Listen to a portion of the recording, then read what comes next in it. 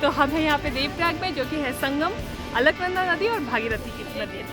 View देखिए यहाँ पे जो आप ग्रीन वाली नदी देख रहे हैं वो है भागीरथी नदी, और ये आ रही है गंगोत्री से। और जो मटमैली नज़र आ रही है, जो थोड़ी डार्क सी नदी, थोड़ी ब्राउनिश सी नदी है, वो है अलकनंदा नदी, और ये आ रही है बद्रीनाथ से। हेलो फ्रेंड्स, स्वागत है आपका स्ट्रोलर्स डायरी में। तो हम हैं बद्रीनाथ के रास्ते में और हम वाया ऊखीमठ जाएंगे बद्रीनाथ के लिए। लेकिन जब ऋषिकेश से हम निकल रहे हैं ऊखीमठ के लिए तो रास्ते में देवप्रयाग है। पहले मैं आपको बताती हूँ कि देवप्रयाग कैसे पहुँचे। तो हमारा रास्ता, हम तो बाय रोड ही जा रहे थे, लेकिन अगर आप हवाई जहाज से आना चाहते हैं तो देवप्रयाग का निकटतम हवाई अड्डा जॉली ग्रांट एयरपोर्ट है, जो यहाँ से 91 किलोमीटर की दूरी पे है। दिल्ली सहित कई अन्य शहरों से इस एयरपोर्ट के लिए दैनिक उड़ानें हैं। आप हवाई अड्डे से देवप्रयाग टैक्सी या बस से भी जा सकते हैं। अब मैं बताती हूँ आपको कि देवप्रयाग ट्रेन से कैसे पहुँचे। ऋषिकेश रेलवे स्टेशन देवप्रयाग का निकटतम रेलवे स्टेशन है। तो आपको अगर ट्रेन से भी आना है तो आपको ऋषिकेश आना ही पड़ेगा। इस रेलवे स्टेशन पर देश के प्रमुख शहरों से रेलगाड़ियों की सुविधा है। रेलवे स्टेशन पर उतरने के बाद आप अपने प्राइवेट टैक्सी या उत्तराखंड राज्य की बसों से देवप्रयाग पहुंच सकते हैं। ऋषिकेश रेलवे स्टेशन से देवप्रयाग की दूरी करीब 72 किलोमीटर पे है। तो सड़क मार्ग से देवप्रयाग जाने वाले पर्यटकों की संख्या सबसे ज्यादा होती है। देवप्रयाग उत्तराखंड के कई शहरों और भारत के विभिन्न शहरों से मोटर योग्य सड़कों से भी जुड़ा हुआ है। सड़कें देवप्रयाग को भारत के उत्तरी राज्यों से भी जोड़ती हैं। अब हम पहुंचने वाले हैं देवप्रयाग, और मतलब मुश्किल तो बहुत होती है आपको यहाँ तक आने के लिए, क्योंकि बहुत पहाड़ है। और अगर आपको यहाँ फील होता है तो आपको बिल्कुल तकलीफ होगी, लेकिन जब व्यू देखेंगे यहाँ पे जो मज़ा आएगा उसमें, तो आपको इतना अच्छा लगेगा यहाँ पे कि आपको मन करेगा कि यहाँ बार बार आए। देखिए क्या व्यू। तो रास्ते में हम रुक गए एक छोटे से ढाबे में या आप होटल के नीचे, जिसमें खाना लंच आपको मिल जाता। बहुत ही अच्छी व्यवस्था है, साफ़ सुथरी जगह है। तो हम यहाँ रुक गए हैं और खाने का इंतज़ार कर रहे हैं। हम यहीं से खाना खाएंगे और चाय पीएंगे। तो उसी होटल के पीछे का ये दृश्य देखिए। What a wonderful view. तो हम एक छोटा सा रेस्टोरेंट है, वहाँ रुके यहाँ। तो आप देखिए यहाँ पे आपको दिखा रहे हैं, इसके पीछे से व्यू बहुत सुंदर है। व्यू बहुत ही अच्छी है। ये देखिए गाड़ी जा रही है इधर, और यहाँ एक वॉशरूम भी है, केवल महिला ओनली जा सकते हैं यहाँ। तो ऋषिकेश से नियमित रूप से यहाँ बसें चलती हैं।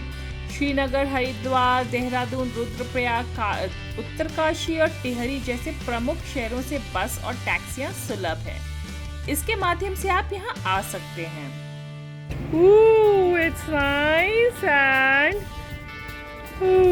वहाँ से इतनी नीचे से हम ऊपर आए हैं। आने में ज़रा मुश्किल तो होती है, लेकिन इसके बाद जब आप ये सुंदर सा व्यू देखेंगे ना, तो आपको लगेगा कि बिल्कुल वर्थ है।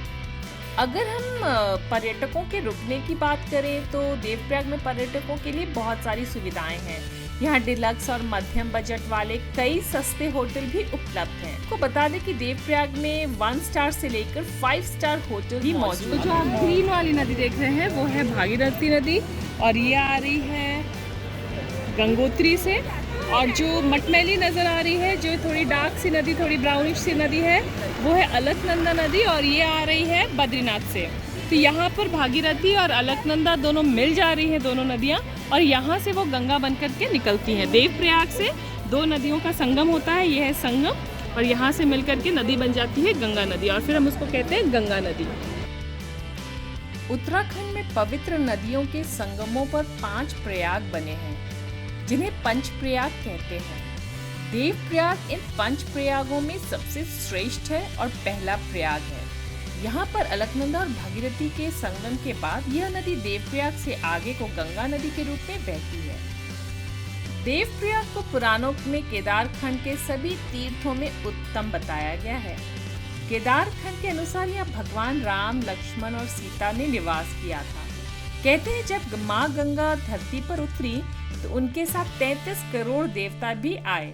उन्होंने देवप्रयाग को अपनी निवास स्थली बनाई। यहाँ पर रघुनाथ मंदिर है जो देवप्रयाग का प्राचीन और प्रसिद्ध मंदिर है।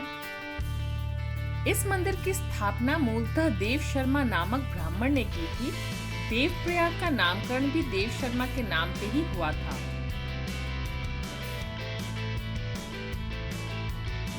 तो हम लोग पहुंच गए हैं अभी देवप्रयाग।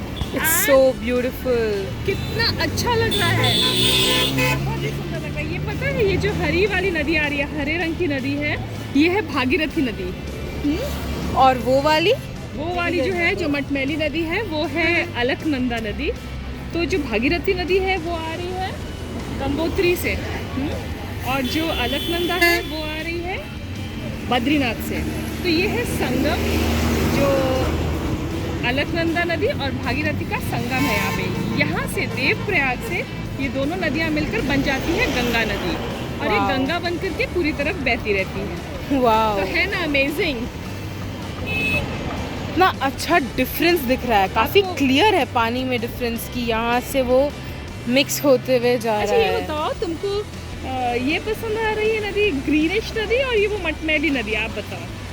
मुझे ग्रीनिश नदी काफी सुंदर लग रही है, वो काफी क्लियर वाटर टाइप फील हो रहा है। देखो नीचे से यहाँ अगर देखो ये, और वो जो दूसरी मटमैली नदी है वो मुझे मिल्किश टाइप और फील आप हो रही है। सोचो ये दोनों नदियाँ मिल करके चली जाती हैं, गंगा बन जाती है और पहुँच जाती है दूसरी जगहों पे। तो कितना आप एंजॉय करें भगवान की इस खूबसूरती को।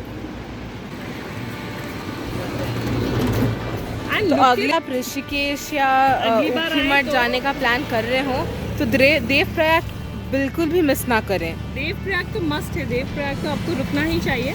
और आप देखिए यहाँ पे मतलब घर कितने अच्छे बने, और वो है राम मंदिर, वो नीचे जो है राम मंदिर। यहाँ से उस मंदिर तक जाने के लिए आपको लग जाएंगे करीब आधा घंटे में आप जा करके वहाँ दर्शन करके वापस आ सकते हैं। तो अगर आपके पास समय हो तो आप ज़रूर जाइए उस राम मंदिर में भी। हम जा नहीं पाएंगे, लेकिन अगर आपको समय मिले तो आप ज़रूर उनका दर्शन भी कीजिए वहाँ पे। और देखिए पहाड़ों को देखिए ज़रा, कितना खूबसूरत लग रहा है। आप कैसा भी, I mean this view is just magnificent. You have to be here to enjoy it. अब मैं मिलूंगी अगली बार एक नई वीडियो के साथ और आपको दिखाऊंगी उत्तराखंड के बद्रीनाथ के रास्ते पे ही दूसरी जगह। तो बने रहिए मेरे चैनल पे। Thank you for watching. और मेरे पीछे है एक बहुत ही सुंदर सा व्यू।